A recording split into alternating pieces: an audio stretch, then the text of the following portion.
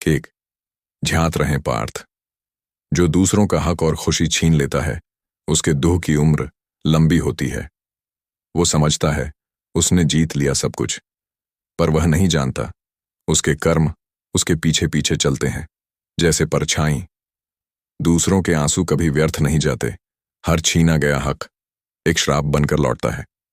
जो दूसरों को खुशी देता है उसका जीवन छोटा हो या लंबा, पर होता है शांत, सुखमय और पूज्य। भगवत गीता में लिखा है, न ही कश्चित क्षणमपि जातु तिष्ठत्य कर्मकृत। सुख दुहक का फल अपने कर्मों से ही रचा जाता है। इसीलिए पार्थ, धर्म के मार्ग पर चलो और कभी किसी की खुशी मत छीनो। 2. झूठ की असली कीमत। झूठ, धोखा और बहाने आपको कुछ पल की खुशी जरूर देंगे। वही व्यक्ति अकेला बैठा है, पछता रहा है, लेकिन याद रखो, इन चंद पलों की खुशी की एक भारी कीमत आपको भविष्य में चुकानी ही पड़ेगी। काश मैंने सच बोला होता।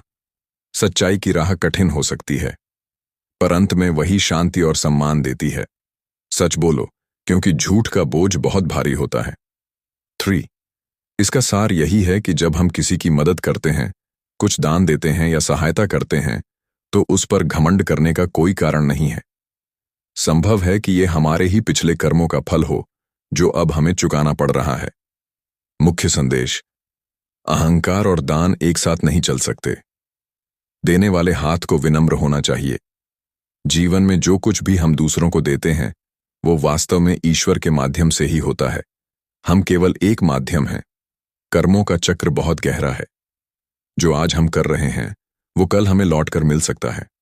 उदाहरण, किसी भूखे को भोजन देने पर अगर अहंकार हो जाए कि मैंने उसकी मदद की, तो यह भूल है।